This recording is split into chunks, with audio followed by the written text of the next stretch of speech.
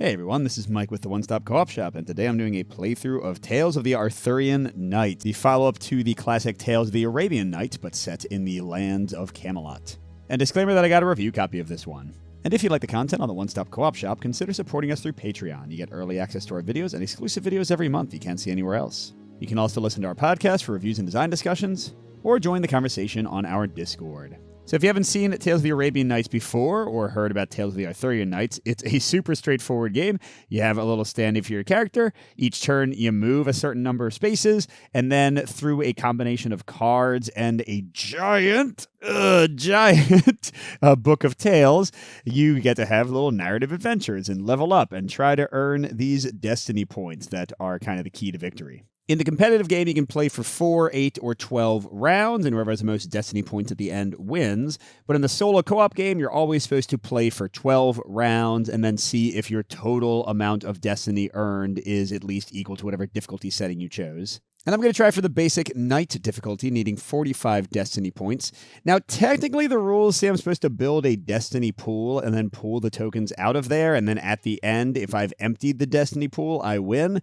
I find that, sorry to say, a little silly, because really I can just see if I get to 45 destiny points at the end, and it's almost mechanically identical to what they're saying here. So that's what I'm going to go for. If I can get at least 45 destiny points in 12 rounds of encounters, then I win. Let's get right to it, because the mechanics are as simple as possible, and there's going to be a lot of Mike reading and weird voices probably, so hope you enjoy that. So I've chosen one of the 8 knights in the game. Half are male, half are female. And they're all mechanically identical, but what you do is you draw 6 out of your 12 skills at the beginning, and then you get to pick 3 of them to start with. So I'm going to start kind of defining what sort of character I have. Well, I didn't get a single red martial skill. There's 3 in each color: martial, spiritual, courtly, and wilderness. So let's get a little bit of diversity. Let's get some cunning and maybe a bit of hunting. And how about a little magic to boot? Okay, so there we go. And the rest of these I'm just going to stack in their indicated spots. And as the game goes on, I'll be increasing these skills to give me higher and higher bonuses in dice checks, and I'll also be gaining more skills. Characters also have 3 types of renown, all of which start at 0: divinity, romance, and villainy. These will sometimes be checked in narrative passages, but also whichever one you have earned the highest value in determines your max movement each round. So currently, with 0 in all of them, I'm going to be able to move 3 each round, but then eventually could go up to 4 or 5. My character gets a starting quest. It says, Hunt the Wild Boar. King Arthur asks you to hunt a massive boar tearing through the forests of Logres. Setup. Place your quest markers on 3 different forests in the region of Logres. I'll show you that in a second.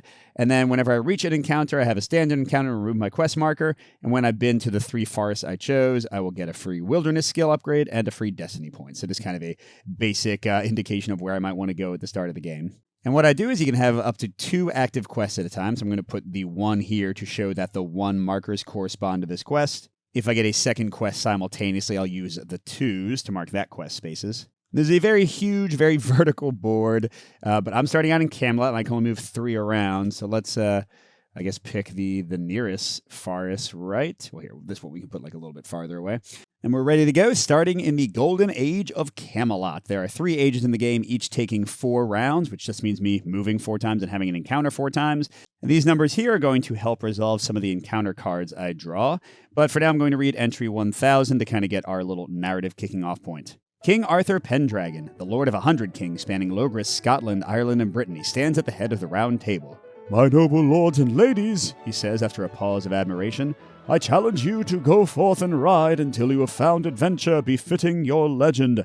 For all that surrounds us, this castle, these pennants, these magnificent swords and armor, and yea, even this sturdy table, will fade from the earth. But one thing will survive, the tales that will be told of us after we are gone. Therefore, you have only one mission as a member of this table, to seek adventure and renown so that the world will always remember us and all that we have accomplished. Each of Arthur's chief knights stands at once, without further leave-taking, and calls for horse. Into the dark night they ride, eager to discover paths of greatness throughout the realm of Arthur and beyond. Okay, so how does the turn in the game go? It ain't that complicated. I have a current movement of 3 because of my renown of 0, so I can go up to 3 spaces. There is no differentiation between water and other terrain. You can just move through anything.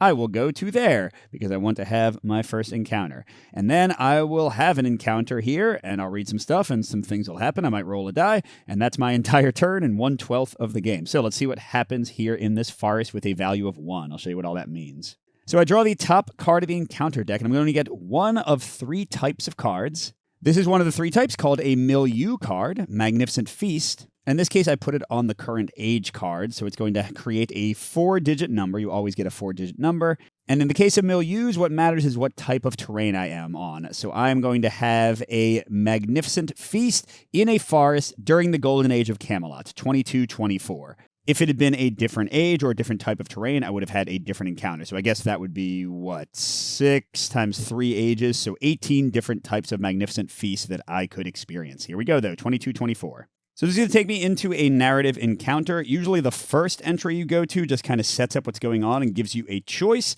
and then the second entry you go to will actually tell you how to mechanically resolve it. So let's see. In the forest, you encounter a freestanding stone arch wreathed in vines. Curious, you pass through it. You turn about and realize that the archway has disappeared. You look all around you and realize that the land has become misty, as if you had crossed into another realm. 2 elves approach you, each carrying a jug. They begin to speak in unison. "Greetings, fair knight. I have come to invite you to a feast at the court of my lord." And then the one on the right says, "Taliesin," and the other, "Oberon."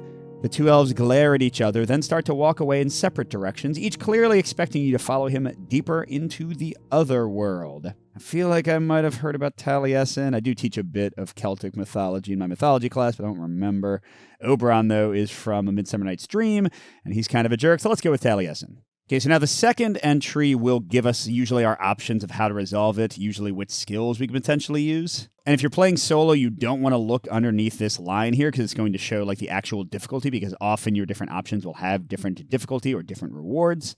Let's read what it says above. You follow the elf to a vast table laden with rich foods. At the head sits Gloriana, queen of the light fae. You are ushered to the table as a special guest and seated beside the fairy queen. She offers you a small cake, saying that it will confer the blessings of the fae upon you. She smiles merrily, a twinkle in her eye.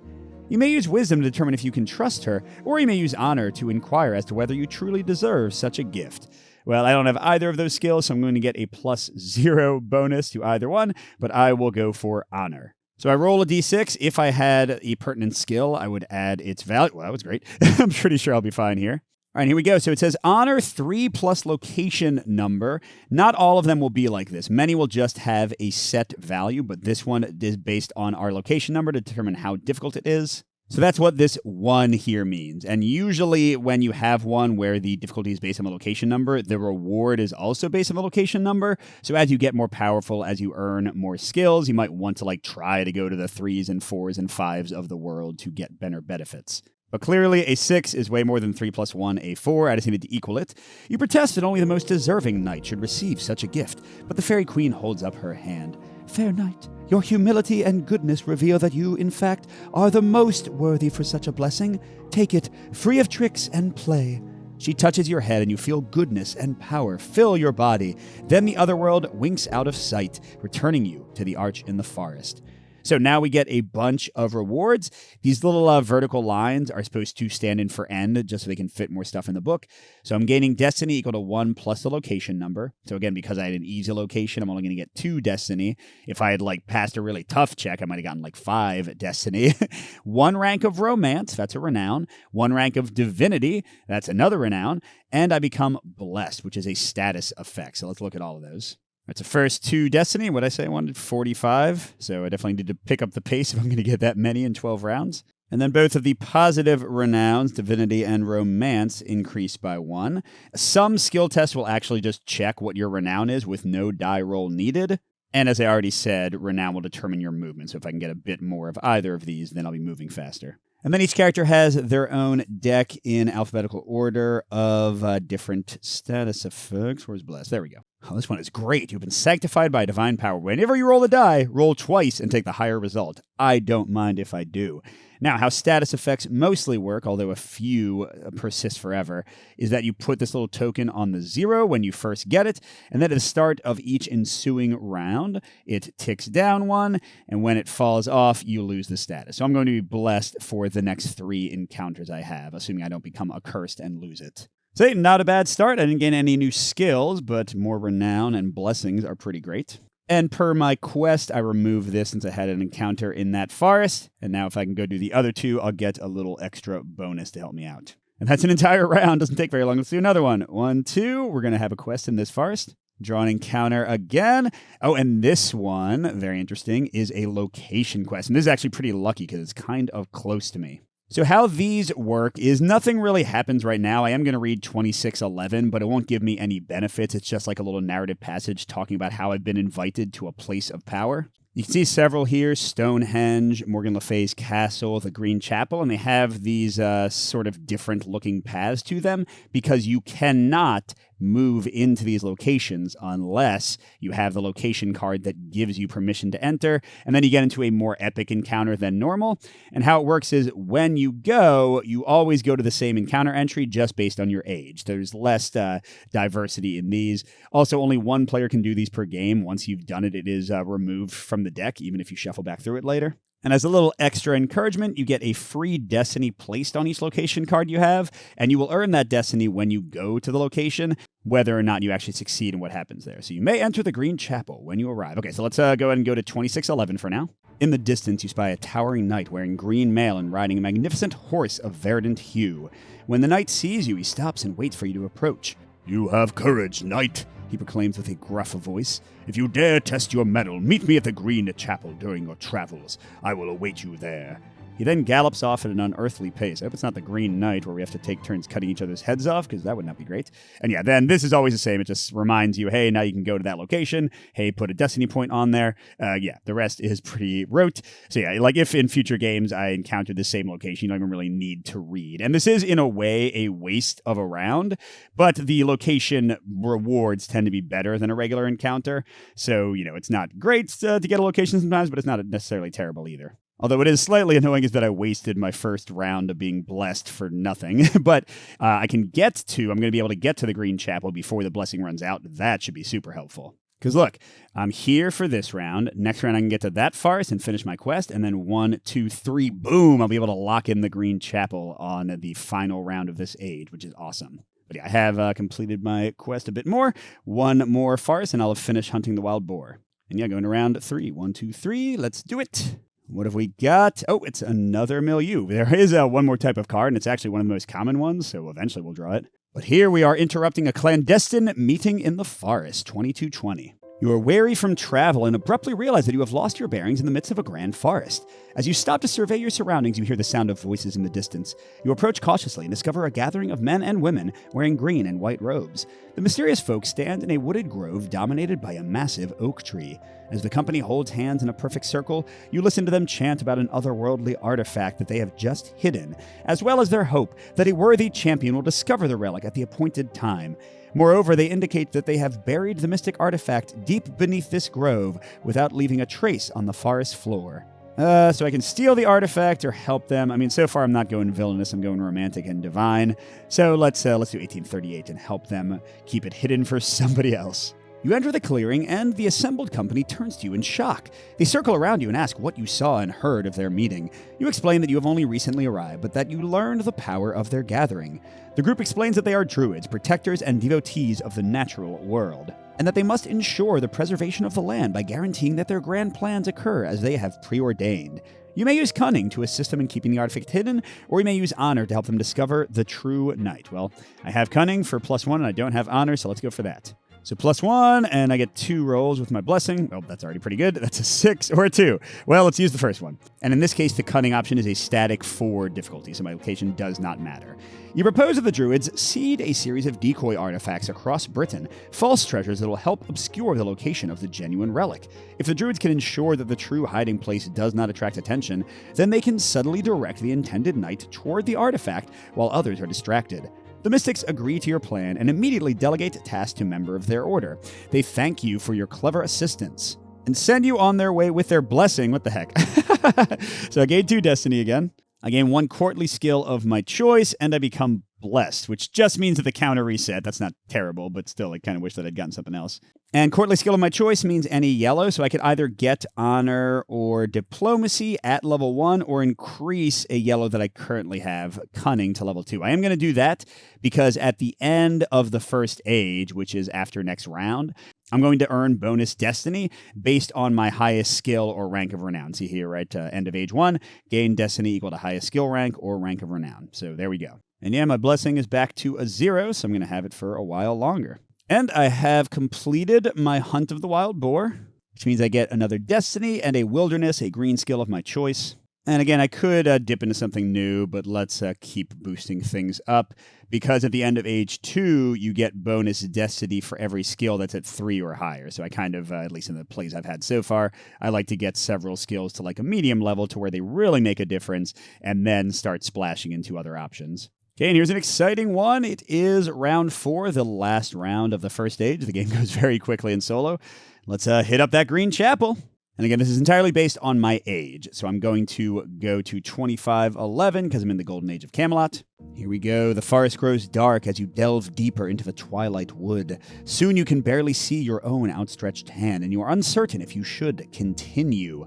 A moment later, you notice the glow of a bright fire to the east, and as you approach warily, a sturdy wooden fortress appears before you. Standing beneath the open portcullis are the noble lord and lady of the house, each dressed in rustic brown armor. Ooh, gain story token 28. So story tokens might be referenced later on. For now, let's hang on to it. It doesn't inherently do anything on its own. You seek the green chapel, says the tall, whiskered lord. It is not yet ready to be found, but we of the forest are not without our share of hospitality. Come inside and let us regale one another with tales of adventure. Your reward will be a hearty meal and a warm bed for the night. Well, maybe I should have waited until the next age. The lady interrupts her husband. My lord, do not seek to bore our guest with your silly tales, she scolds. Turning to you, she says, Gallant warrior, let me rather give you a tour of the gardens behind our home, and there you may sleep beneath the stars, like the heroes of old. You may enter the fortress and swap tales of adventure with the lord.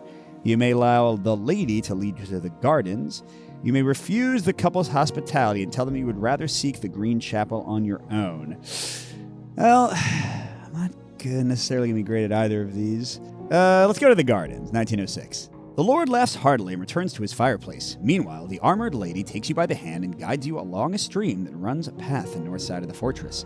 You walk silently with the lady until you come upon an opulent garden filled with flowers that you have never seen before. My husband would want me to entertain you as I would himself, or else he will never forgive me, the lady says.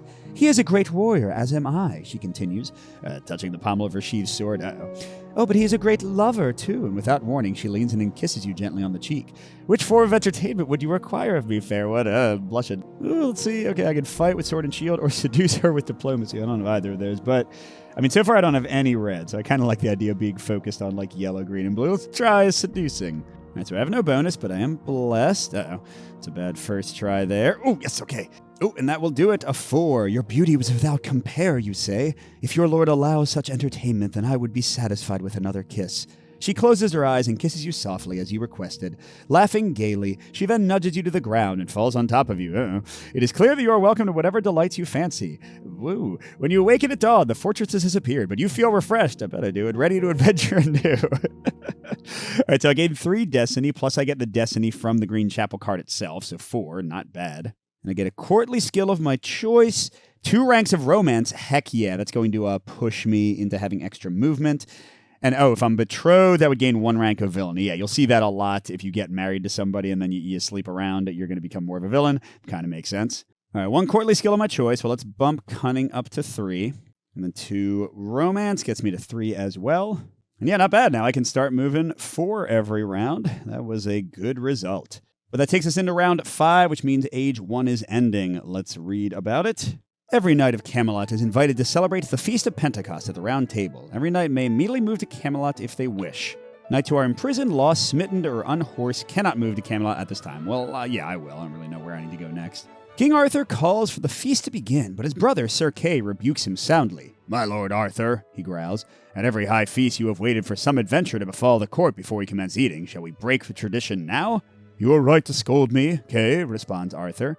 While they are still speaking, the doors of the hall slam shut. Moments later, a golden chalice, covered in a cloth of white samite, appears and floats past the assembled knights. As it does, each knight instinctively knows the name of the wondrous artifact, the Holy Grail.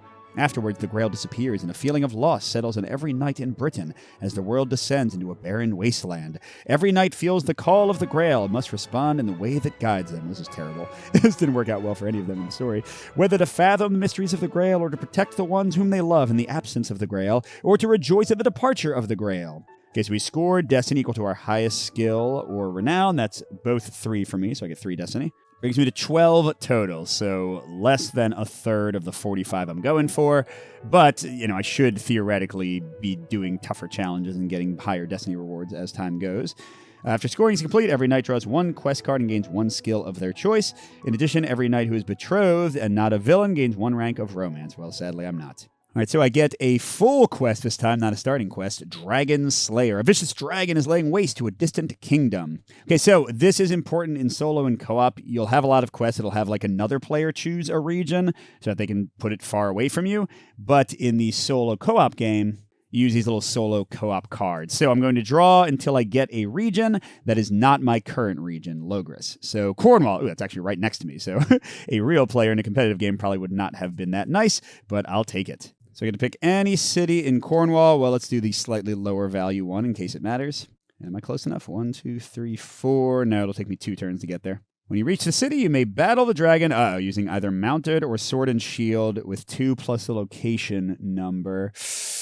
None of that is great. Even with my blessing, I would still need to roll a 5. If you succeed, turn to 1009. Oh, that's right. If you fail, you get to place one of your plus quest markers on this card. So this is like a little thing that gives you +1 each time you place one, so eventually you'll pass, but you're wasting very valuable rounds doing that. So I think what I might do is kind of move around near it and try to get one of these boosted while I'm still blessed, although gosh, I only have 1 round of blessing. Well, it seems like that might not work out, but we'll try and see. Because I have the blessing for this round and next round. Okay, so I can move 4, 1, 2, let's go to here instead of to the harder one and see what happens in the swamp. Oh, and there we go. We finally got a character card. And what you do is you draw from a separate deck called Features. And this gives you the combination of who you've met. In this case, a wandering giant with 1901 as my encounter number. Let's see what happens. As you near a small village, you notice the people seem oppressed and forlorn. Speaking to a young lad working his garden, you ask him what troubles his neighbors. "Ah, good night," he says. "We've been sorely beset by the long-bearded giant Dillis Farfog, who comes to us each night to steal our mead and eat our stock. Last night alone he devoured 6 cows and scattered their bloody remains throughout the village during his drunken feast. O worthy knight, would that someone would rid us of this menace. Their fame would resound through our kingdom and beyond." You may set off to challenge the giant in combat. You may try to master the village's defenses to stop the giant, or you may try to develop a shrewd plan. See, I know shrewd plan would be better because I have cunning. Oh, you know what? Wait a second. Look, it says gain 1 quest and then 1 skill. Can I do that in either order? I forgot to gain my 1 skill. What if it was mounted or sword and shield? What if I get level 1 sword and shield, and then with my blessing helping me, I can try to fight this giant. Sorry, these all got messed up. And maybe fighting the giant, even if I fail, will get me +1 more, and then I can slay the dragon. I think it's a plan. So I'm going to totally go off script, not what my character would normally want to do at all, and I'm going to fight the giant in combat. "Foul giant," you cry as you approach the abomination's cave. "Come forth at once, for I've no wish to spend the day waiting for you." And my voice has changed. "Not so loud," mutters Dillis as he staggers out of the cave, holding his head in pain. "What do you want, little knight? I've been feasting and drinking all night, and I'm in no mood for a tussle. But I'll rouse myself to break you in half if you don't scamper off." His long black beard flutters in the wind as he awaits your answer. Okay, you may use mounted to charge him with your lance, or you may use sword and shield to duel him up close. Well, let's do sword and shield because I have +1 in that, right? Come on, blessing. Bless me one more time. That's not it. Come on. Ah, shoot. All right, well, I don't think I'm going to succeed with that. Oh, Jeebus, I needed a 6. Okay, well, that makes me feel maybe a little bit not so bad. I wish I'd maybe chosen the other option. As you approach Dillis, you bang your sword against your shield to worsen the ache in his skull. As he places his hands over his ears, you lunge forward and stab him in the thigh. So great is his rage and his strength that he lifts you into the air and hurls you far away, deep into the wilderness. You were fortunate enough to land in a river, not much worse for wear. However, you've completely lost your bearings and have no idea where you've ended up. Yeah, so you'll see that even failure tends to still boost you, so here I gain sword and shield to level 2, but I become lost. That doesn't sound great. Oh, geez, not great at all. Instead of moving normally, another player gets to move your knight one space in a direction. I'll show you how it works with the solo mode in a second. But when I lose the status, gain one skill you do not already possess. Meh. Oh, but the good thing is, look, I'm only lost for a single turn, see, because it's whenever it goes to the empties that it falls off. But yeah, not my best result, Okay, so for round 6, I flip and I roll to see which way I'm going with lost. In this case, it's a 4, which means I go west. That's kind of the way I wanted to go anyway. But I'm not going to reach the dragon, and I'm in a 4 place. And okay, we've got another milieu, a harrowing battlefield. I can practice my sword and shield a bit more. This is my last turn of being blessed, by the way. And I'm in a forest again, so 23-23. This is with the quest for the Holy Grail age now. As you travel through the forest, you hear an arrow whistle past your ear. You raise your shield and spot a female elf knight with fair skin riding on horseback. Her bow is aimed past you, and you turn to see a dark elf soldier struck by her arrow. Several more arrows come flying at the fair elf knight from another direction, and you realize that you have strayed into an otherworldly battle between the courts of the Light Fae and the Dark Fae that has spilled into the mortal realm. The mounted elf signals you to follow her as she rides into the thick underbrush. As more arrows fly around you, you behold a dark elf lord in black plate mail, tall and grim, firing his wicked bow at the retreating rider. I think I'm going to try to approach the dark elf lord to stop him, right? Doesn't mean like I'm working with him. You keep your sword sheathed as you draw closer to the dark lord. He lifts his visor and speaks to you in an imperious tone. It is I, Oberon of the Dark Fae. Ooh, sorry I didn't go to your party, buddy, whom you face, Knight of Camelot. I wish to destroy this hallowed wood, lest it serve the knights who seek the Grail. That elf rider whom you saw is a champion of the Light Fae. Bring her as a prisoner before me, and your reward shall be great. Now, you may use hunting to track down and defeat the elf knight, or you may use cunning, let's go, +3, to betray Lord Oberon. Yeah, buddy, I'm not going to your party. I'm not helping you capture elves either. All right, so I've got +3 and a reroll. I mean, this seems pretty good, right? Okay, that's a 7. Seems pretty nice. Oh, and an 8. Ooh, I needed a 7, so this is going to be worth a lot because my location is a 4.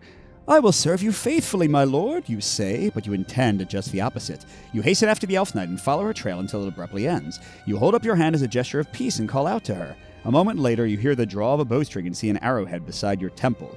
I observed your conference with the enemy, she says. Tell me why I should spare your life. You look the elf knight in the eyes and tell her that you mean to betray the Dark Lord. Your plan is to stage a false battle with her until you break through the enemy lines and then turn and attack Oberon's forces from within. After a pause, the elf nods, lowers her bow, and tells you that her name is Siofra. You and Siofra return to the area where you last saw Oberon, parrying each other's sword attacks with convincing vigor. At a certain point, Oberon and his honor guard surround you, and the Dark Lord calls for you to finish the battle. As you command, my lord, you say, and at that moment, you and Siofra turn back to back and engage Oberon's knights. Your foes are caught off guard, and you and Siofra each slay your share of dark elves before Oberon calls for retreat. You then assist Taliesin's forces in routing the remaining Dark Fae. When the battle is won, Siofra pulls you aside. We work well together, she says. Lord Taliesin has asked me to remain in the mortal world to assist you further. You bow and welcome her companionship. Okay, so yeah, I'm getting 5 destiny. Heck yeah, that was great. Ooh, and 1 martial skill of my choice. I can increase sword and shield again. This is the best cunning result ever. On 1 rank of divinity or romance, let's go for romance. Yeah, because I want to get to like the highest result for one of these quickly. And then become accompanied and place a warfare skill marker on top of the accompanied status card. This is a cool one. It has a star, which means it never goes away. And basically, I will just have a +1 skill in warfare while she's with me. Heck yeah, man. That was great. Going into round 7, sadly, my blessing wears off. But I'm also no longer lost, so I get a skill I do not possess. Let's go for... what? Let's go for diplomacy. That'd be kind of fun, right? By the way, you'll see that there is a limit to the number of skills you can have in each level. If you would ever gain a skill and you can't fit it, you get 1 destiny as a consolation prize instead. And here we go, round 7. Let's go fight that dragon. Now, it's a 3 + 2, a 5, but I have 3 sword and shield, so I just got to not roll a 1. And that is my entire encounter, by the way, so hopefully I get something good for it. Take this, dragon! Okay, that was barely enough. Got a little close there. Okay, sword and shield victory. You draw your steel blade and approach the deadly creature, holding your shield valiantly as it breathes a stream of flame at your armored body. Your tabard is singed by stray flickers of fire as you lunge at the dragon, plunging your sword into its chest. Okay, gain destiny equal to location number, so that's just 3, but not too bad. And then I gain sword and shield, so I'm up to +4 for that. It's actually my best skill now. And 1 rank of any renown I want. Yeah, let's keep pushing romance until I get to 5 movement, and then I can refocus on other things. Cool, that was great. All right, now for round 8, nothing specific I want to be doing. 5 seems a little bit tough. Let's hang out in the forest one more time. That seems to go well for me when I do. Okay. Oh, I'm finding a king in the forest. Why?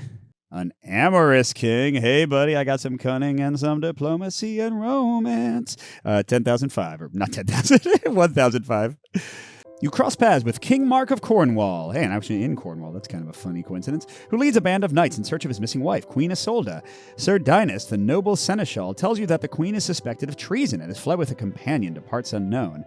But there's more to this tale, my friend, suggests Dinas in a hushed tone. My lord the king truly loves his bride, but he has been filled with bitterness for some time, and I worry for the safety of my lady if she is returned. Okay. I'm going to help Isolde escape Mark then, 2106. I don't want her to get killed by him or something. And also, am I not a believer in romance? Well, I guess this is kind of the opposite of that, isn't it? You tell King Mark that you will help him find his missing queen, but you secretly search for a way to throw him off her trail. You may use diplomacy. I got 1 to convince the king to delay his search, or nature lore. I got 0. Let's do diplomacy with +1. Come on, I'm at a 4 location. This might not go well. So 3 + 1 is 4. Oh, phew. Okay, just enough. The hour grows late, my lord, you tell King Mark. How will it serve your cause if these horses run through the night without stopping for rest or provisions? I suggest you pause here and take up the trail in the morning, where you and your escort are fresh once more. The sad king ponders for a moment, then nods in agreement. During the night, you depart the camp and continue your adventures, content that you have bought extra time for the desperate queen. Okay, I get 1 more rank of romance, so I am at max for that, which means now I can move 5. I gain 2 destiny. Well, that's not very much. And cunning goes to level 4. All right. And that is the end of that. We're going to the Final Wars of Britain, 3000. Every knight is summoned to Camelot to discuss the strife that has recently overtaken the land of Britain. Every knight may immediately move to Camelot if they wish. Sure. An aging King Arthur looks with sorrow upon his assembled knights. He speaks grimly of the enmity that has arisen among many of his allied kingdoms, especially between Orkney in Scotland and Benwick in Britain. Taking advantage of the chaos is Arthur's bastard son, Sir Mordred, who has accused the Queen Guinevere of treason and invited the Saxons to invade Britain to help him overthrow Camelot. Battles rage throughout Arthur's realm, and every knight must answer the news in their own way, whether by attempting to restore the glory of Camelot or by preserving the legacy of the good that they have all achieved, or by lending a hand themselves in the destruction of the Round Table. And we all get a call to arms card. So this is different in competitive slightly because you can use it to get an extra turn and play 13 rounds. But here you can just use it to teleport once to anywhere you want on the map. Okay, every knight scores destiny equal to the number of individual skills they possess that are ranked 3 or higher. That is only 2, sadly. Oh, and the number of renown we have that are ranked 3 or higher. If it's only 1 more, so 3 total. Okay, and then we get a quest card, and then get... Okay, yeah, so I did have the order right. I get to see what the quest requires and then gain a skill of my choice. And I'm not betrothed, but I'm also at max romance, so cool. My final quest, Magnificent Deeds. You desire to accomplish great things in the name of King Arthur. Have another player place your quest marker on any 2 different cities. When you reach each city, have a standard encounter, and then remove it. Okay, and when both are gone, yep, that is... Oh, my fame ascends into the heavens. Nice. Ooh, this means that it is a harder quest, but the reward should be better. That's cool. All right, I get 1 free skill. Now, let's look. If I'm at Camelot, I'm going to get 3 destiny at the end of the game. And then I'm going to gain destiny equal to the highest rank of renown. So that's going to be 6 no matter what, thanks to romance being maxed out, unless I lose it in an encounter, which you can. And then I'm going to gain destiny equal to my highest skill rank or the number of skills at 2 or higher. So I could raise sword and shield or cunning right now and be 1 away from max. That would lock me into 6 victory points. Or I could raise diplomacy or magic, which would get me 4 victory points for sure. If I later raise magic, it would get me to 5. Which of those is likely to be better and more useful? I think diversity maybe. So yeah, I'm gonna raise up magic. Well, actually, let's raise up diplomacy because I think having cunning and diplomacy both be really high. That will mean that if I get the chance to do like a sort of talkie-based encounter, I should be able to do well either way. All right, so I've got to pick 2 cities. So here we go. Number 1 is Calais. It's actually very close to Camelot, so that's great. And then do I draw another card? I think I probably do. And then for this... Oh, they're all Benwick. Oh, which is also kind of close. We're going down to France, it looks like. So there's Calais, there's Benwick. Low values, but at least I can get to them easily. So yeah, I guess for round 9, I don't need to teleport or anything. Let's just go right over here. And we're encountering a raging storm in a city in the Third Age, 2406.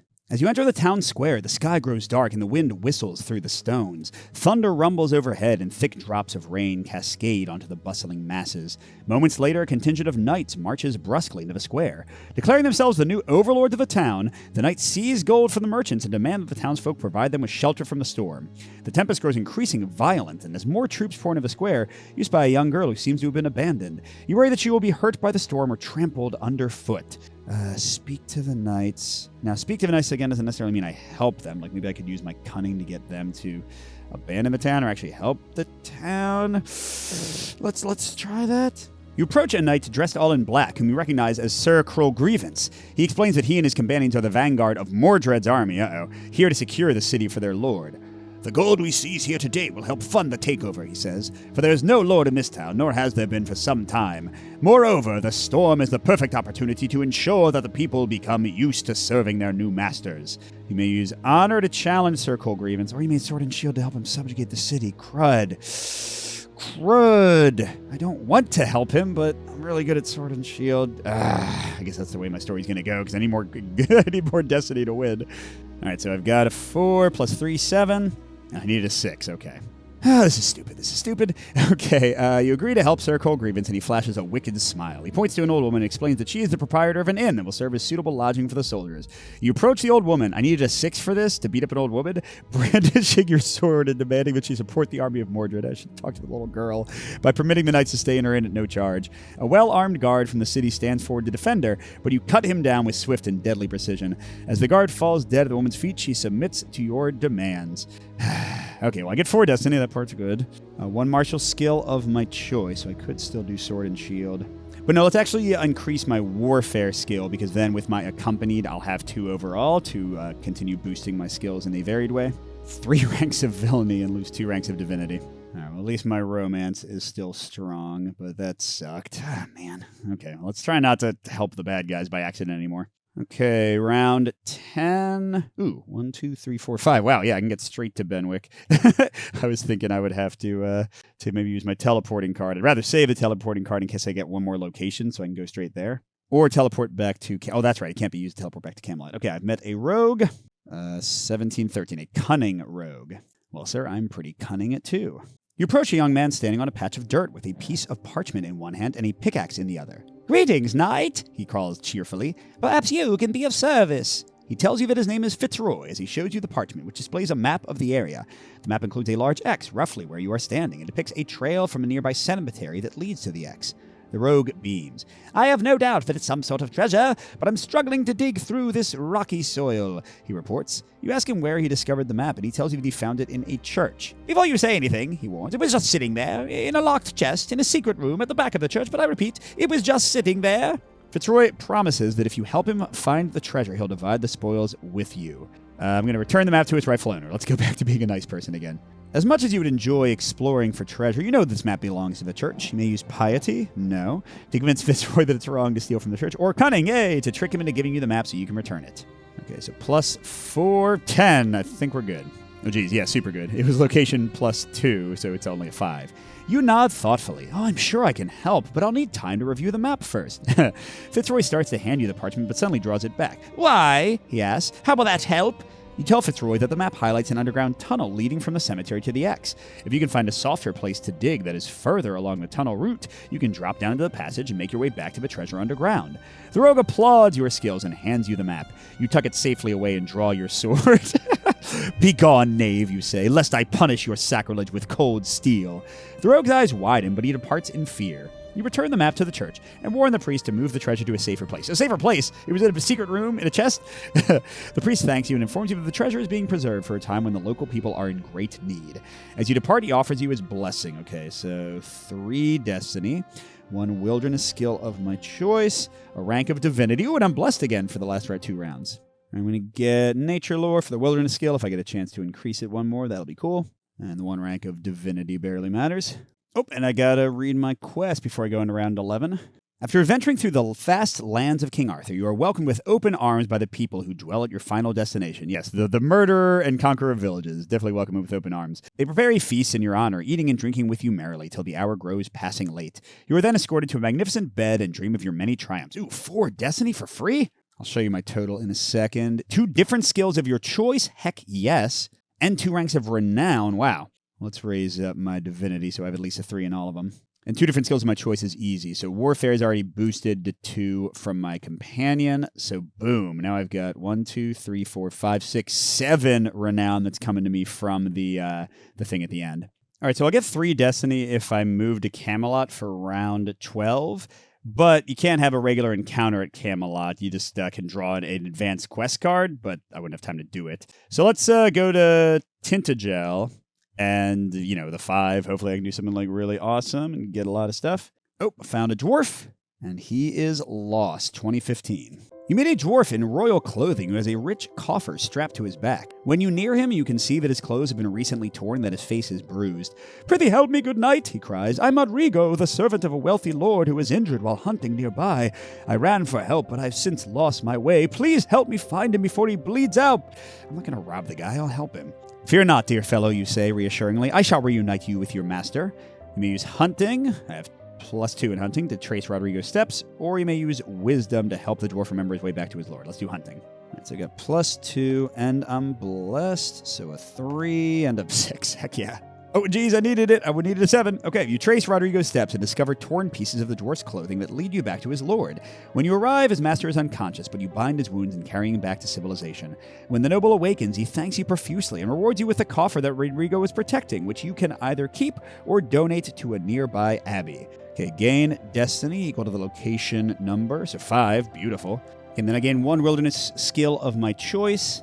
The chances of me getting this to level 2 for the bonus destiny are almost 0, but hey, I'll still take Endure Hardship, the one I don't have, to level 1. And then 1 rank of divinity or 1 treasure. Well, you haven't seen any treasure yet, and sometimes they'll boost your skills, so it could get me final victory points.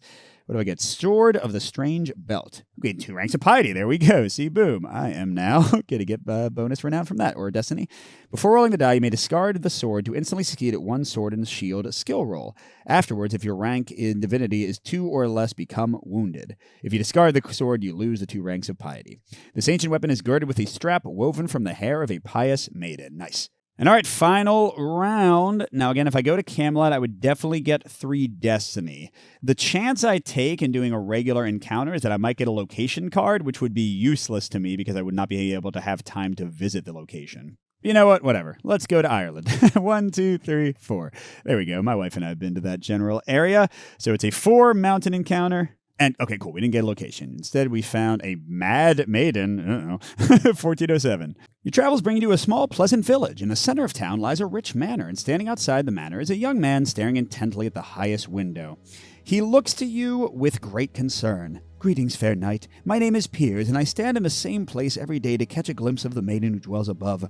Her father and most of the village deny that she exists, but I am convinced that her father has kept her in prison against her will for countless years. Some even say that she is real, but that she was locked away because she is mad, but I cannot bring myself to believe it." You ask why he's so certain that someone lives up there, and he abruptly points toward the window above. "There!" he cries. For a fleeting moment, you see a shadowy figure standing by the window. An elder noble charges out the front door and berates the young man. "Begone, Piers, and spread your lies about my house no longer." The older man draws a sword, and Piers hastily retreats. The old fellow then sheathes his weapon, wipes his brow, and turns to you. "You must forgive my manners, good knight, for my house is plagued by this fellow. I am Lord Stephen, and I did have a daughter, but alas, she died shortly after she was born. This young fool only deepens my misery every time he tells someone his fairy story. I would pay a handsome price to anyone who can end the torment that he inflicts upon us daily." I'm gonna try to find out if he does have a daughter. I don't think he's telling the truth. 1052. Okay, he may use piety to convince Lord Stephen to free his daughter, or he may use hunting to sneak into the manor and find the maiden. Well, you know what? I just got piety from my sword. Let's try that. Now, this is a 4 location, so I only have a 2. Okay, wait, I'm still blessed. And, oh, there we go, 7. "Have a care, Lord Stephen, you say, lest you perjure yourself further, for I myself have seen your daughter and know that she is alive." The nobleman stands agape, so you continue. "Consider the sins that you have committed by locking your innocent daughter away all these years and then slandering anyone who attempted to free her, you say. Will you compound your iniquities by asking me to silence young Piers?" Lord Stephen falls to his knees and weeps. "You are right, worthy knight," he admits. "I have done horrible things to protect my daughter, but only because she was born dreadfully scarred and I wanted to spare her the world's cruelty. What must I do to find the Lord's grace again?" You are astonished by his words, but quickly regain your composure. Set her free, and I will see that she is cared for, you command. Stefan continues to weep as he retreats into the house, and soon after he emerges with his daughter, a lady whose facial scars do little to mar her beauty. Stefan then trudges back into the house while the young lady speaks to you. He told me that I was a demon and that I had to hide from good people, she said. Is that not so? You shake your head and smile. Nay, my lady. Pray come with me, and I will see you delivered from this place. After a brief hesitation, the girl introduces herself as Olive. Will you take me to the young man who stood outside each day and waited for me to appear, she asks. I know that he loves me, and I him, though we have never met. You agree and unite her with Piers, who is overjoyed to meet the maiden he has sought his entire life. You depart, happy to have brought them such joy. Gain 2 destiny, that's not much, but okay. 1 spiritual skill of my choice, and 1 rank of divinity. Spiritual is blue. I don't know, I'll raise up my piety again, because I can't get any more to level 2 or more. All right, and that is it. Let's go to the epilogue and see what happens. As the sun sets on Camelot, many Knights of the Round Table seek to complete their final quest, while others return home to assess the future of the realm. We don't have competitive play. Okay, afterwards, every Knight of Camelot scores 3 destiny. No. The noblest Knights of Britain are honored according to their standing among their peers. Okay, so we score destiny equal to our highest rank of renown. That's a 6 for me because of my romance. And then we score destiny equal to their highest skill rank, or the number of skills that are rank 2 or higher, which is, I think, my boost from Warfare for my companion counts. So 1, 2, 3, 4, 5, 6, 7, 8. Heck yeah. Okay, if the game concluded before age 3, final scoring is now complete, because, yeah, you can, in competitive, play a shorter game. Okay, count up the total ranks of renown of each type by all the players and read the epilogue paragraph, so it's going to be Romance's highest. After the dust of battle settles, the people of Britain rally to the cause of chivalry and rebuild Camelot. Although King Arthur has departed the realm, the new Knights of the Round Table forever await his return. Ooh, we score 3 destiny if we have at least 6 romance. All right, and what's my total? 10, 20, 30, 40, 50, 60... Oh, yeah, baby. That's even higher than champion. Awesome. Although I was super lucky. I think I only failed, like a couple skill checks to go a whole game, but I was blessed like 80% of the time, so that definitely helped. So that is Tales of the Arthurian Knights, and yeah, I'll do a quick little review thought, because really, if you like this game, you're going to like this game. If you don't like this game, you're not going to like this game. There's not much I can say. If you watch this video, you should already know. I think the writing is great. To compare it to the original Tales of the Arabian Nights, things feel a bit more cohesive. The stories don't seem like as random and crazy. I think it does help that you are an Arthurian knight, and like in all the original stories, they would just kind of ride around having like random adventures. So I think that's great. I think the way they differentiate the encounters you have with all these different little methods are awesome. I've played the game several times now, and I have not seen a single repeated encounter. And even if I did, you saw that pretty much every encounter has 2 or 3 ways to go, and then even more ways to resolve it. So you could play the same encounter at least, like I would say 2 or 3 times, and still have new things to discover with it. But yeah, in the end, it's a game of just reading stories and having fun. It's very random. You might roll poorly and just not get very much destiny at all, although at least your skills will still increase. I appreciate that they do that. You just kind of move around randomly unless you have a quest that determines something. Some games you're going to get to do lots of awesome stuff. Some games not as much. Whether you're playing competitive or co-op, you don't really do anything with each other. You just read to each other. So especially in a larger group, if people don't like listening to others read, it's probably not going to be much fun. So yeah, again, I had a great time with this. I think it's a lot of fun, but this is totally going to be the perfect game for some people and absolute trash for others. And I think, again, from watching the video, you probably already know the answer to that for yourself. So thanks for watching, everybody, and a special thank you to our biggest Patreon supporters, J. William F., Pedro Lucas, Miles, Wayne Scott, Nick Skeen, and Steve Wren. We'll see you at the next stop.